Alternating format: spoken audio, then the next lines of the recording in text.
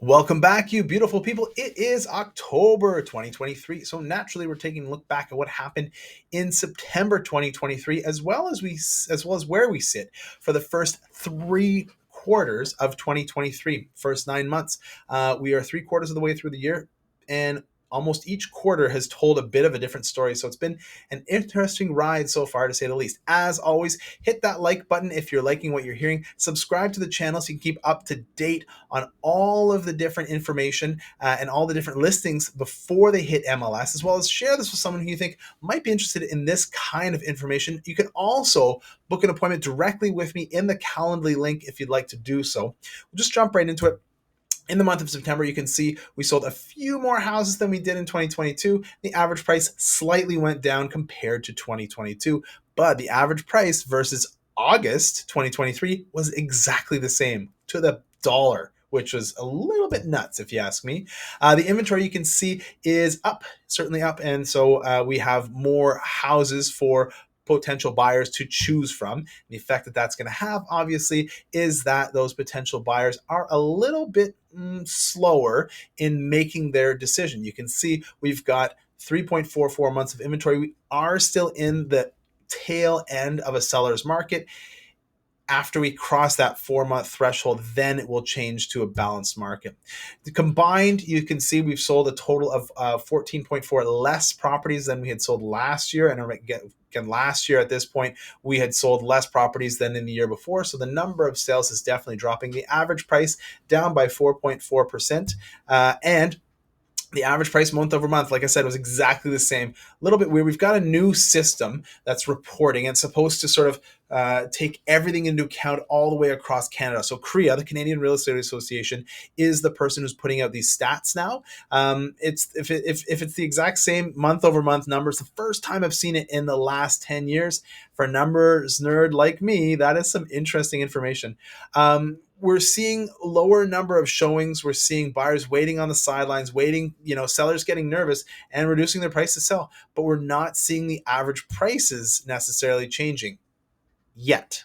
It might change as we move forward. But again, when we're comparing everything back that happens in this tail end of 2023, we're going to be comparing it back to the market dropping out in the back end of 2022. If we switch onto the residential side, you can see the number of residential sales is up by 3.8%, and the average price is up by 2.7%. Again, this was as the market was on its way down at the end of 2022. The inventory, however, is more. There's more to choose from, and that's why you're seeing buyers taking longer to make buying decisions. You're not seeing a lot of showings on properties. We've got 3.6 months of inventory, and again, we talked that is still technically the tail end of a seller's market. On the residential side, you can see year to date, we have sold less properties by 12.8%, and the average price is down by 7.2%. And again, the residential market is now being divided into, when we're doing this new reporting system, detached, semi-detached, and row units, which is allowing for more clarity, more specific comparisons. Further to that, each division of property allows for different subdivisions based on the type of dwelling, whether it's a bungalow, a 2-story house, a 3-story house, if it's split level, on the condo side, if it's a 1 level. All of that is allowing us to dig down deeper into the specifics of, hey, what are you really up against? Because a residential versus a condo isn't the same as a residential row unit that is a bungalow versus a residential 2-story detached house, right? Those are not the same thing. So this is going to give us a lot more information. If you want to see all of that raw data, happy to share it. Just let me know. You can send me an email, carrier pigeon, comment below in the video. You can schedule a Calendly link and I can share it all with you, set it up so that you can see all of that for yourself. Breaking it down and getting onto the condo side, you can see the number of condos sold is slightly less than it was last year, and the average price is down by about $15,000.